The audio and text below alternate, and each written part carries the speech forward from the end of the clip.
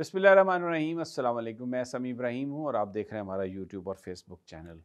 अचानक एक ख़बर ने खलबली मचा दी और वो ख़बर ये थी कि चेयरमैन तहरीक इंसाफ जनाब Imran Khan intra party election जो हो रहा है अगले 1-2 दिनों में, उसमें हिस्सा नहीं लेंगे। शेर अफ़ज़ल मरवत साहब के हवाले से उनकी जो गुफ्तगू थी वो थी। लेकिन एक्चुअली जब हमने कुछ थोड़ा सा बात की तहरीक इंसाफ के लोगों से, तो पता चला कि आउट ऑफ कॉन्टेक्स्ट जो उनकी गुफ्तगू है, लोग उसकी बुनियाद बनाकर तो ये सारी खबरें चला रहे हैं।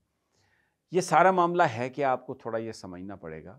मैं आपको एक्सप्लेन करता हूँ और प्लीज़ ये सारी गुफ्तगू सुनिएगा, फिर आपको क्लियर हो जाएगी बात। तोशाखाना केस में इमरान खान साहब के जब खिलाफ फैसला आया तो उसके बाद उनको सियासत के लिए नाहल वो हो गए इलेक्शन लड़ने के लिए।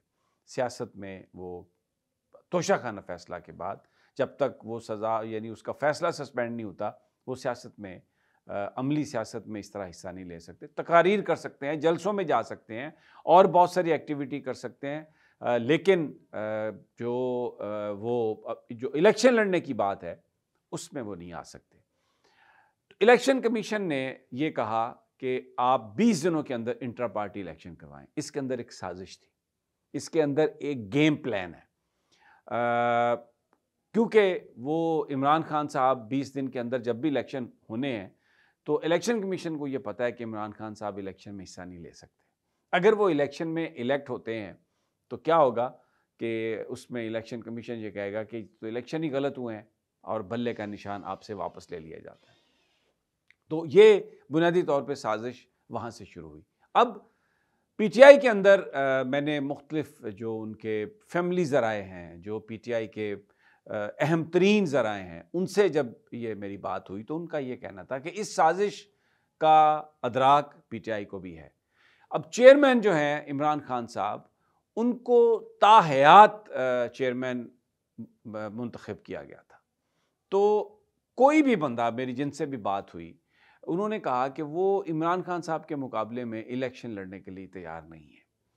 तो इस तरह दो पॉसिबिलिटीज़ बन रही हैं। एक तो ये कि जो चेयरमैन का इलेक्शन है, शायद उसमें कोई उम्मीदवार दरख्वास्त ही ना दे, कोई पीटीआई का लीडर कोई इलेक्शन लड़ने के लिए तैयार ही ना हो, क्योंकि एक जो पहला जो एक फ़ैसला है वो अपनी जगह पर मौजूद है कि ताहयात चेयरमैन जो हैं वो इमरान खान है। लेकिन कुछ लोगों का ख्याल है कि तोशाखाना फ़ैसले के बाद उनकी वो जो तैनाती है वो मुतासर होती है। तो इसलिए जो दूसरी ऑप्शन है वो अगले 1-2 दिनों में कोई भी इस हवाले से ऐलान जो भी होगा वो पीटीआई चेयरमैन साहब कर सकते हैं।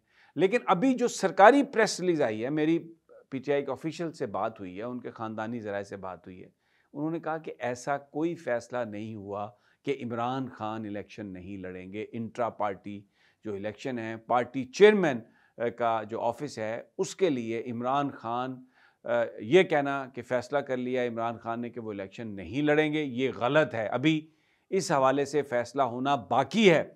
कल या परसों तक ये भी आ जाए। अभी ये कहना भी कबल अज़ वक्त है कि ये इलेक्शन जुमे को या हफ्ते को होगा, बिल्कुल नहीं।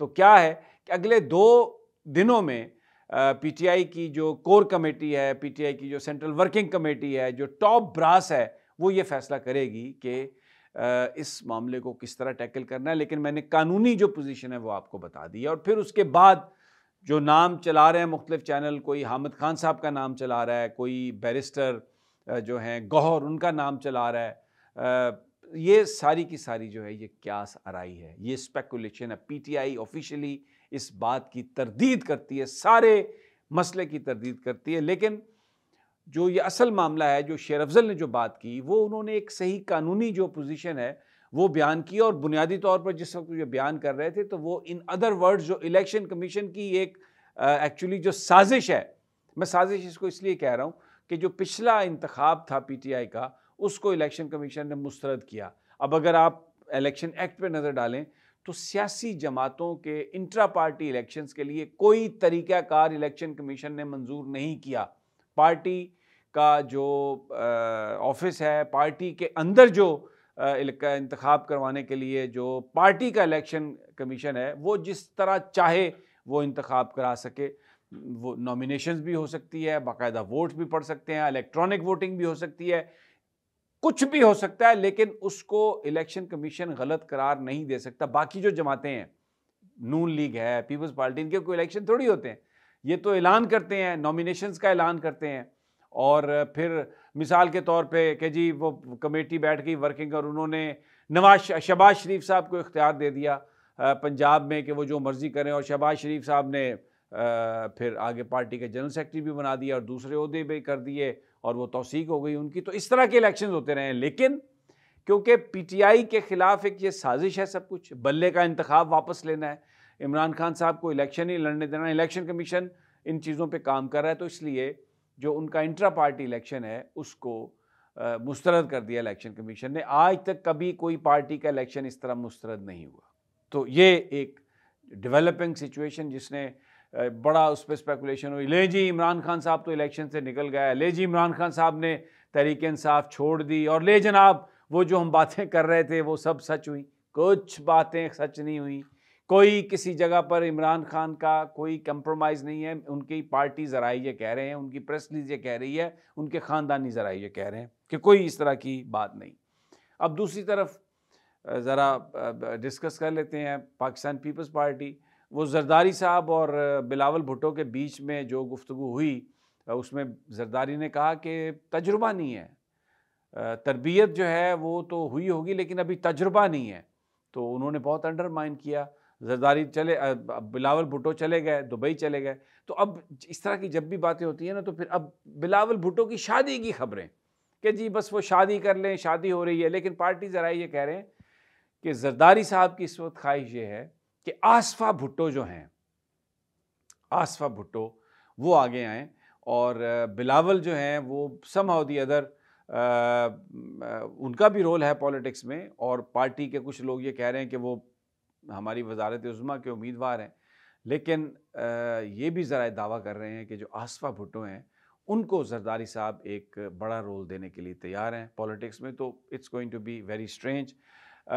जो इंफॉर्मेशन जो एक कमीशन बनाया गया है, तहकीकाती कमीशन, फैज़ाबाद धरना अमल दरामद के हवाले से वो जो फ़ैसला था, उसने शाहिद खाकान अब्बासी को बुला लिया है, फिर अगले दिन एहसन इकबाल को बुला लिया है।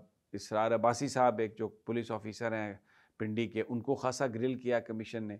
और अगले मराहल में जो फ़ौजी क़यादत है, रिटायर्ड फ़ौजी क़यादत माजी की, उसको भी बुलाया जा सकता है और उनसे भी गुफ्तगू हो सकती है। तो वेरी इंटरेस्टिंग। लेकिन आज जो मामला बहुत ज़रूरी जो मैं आपके साथ बात करना चाह रहा हूँ, सुप्रीम कोर्ट में एक दूसरे के कपड़े उतारे गए आज, और उसमें जो काजी फ़ाइज़ ईसा साहब हैं, उन्होंने जो गुफ्तगू की, उसमें उन्होंने हामिद खान साहब से पूछा कि जिस वक्त 2019 में किसकी हुकूमत थी, तो उस पर हामिद खान साहब ने इधर उधर देखा, तो जो हसन रज़ा पाशा हैं पाकिस्तान बार काउंसिल के, उन्होंने कहा जनाब पीटीआई की गवर्नमेंट थी।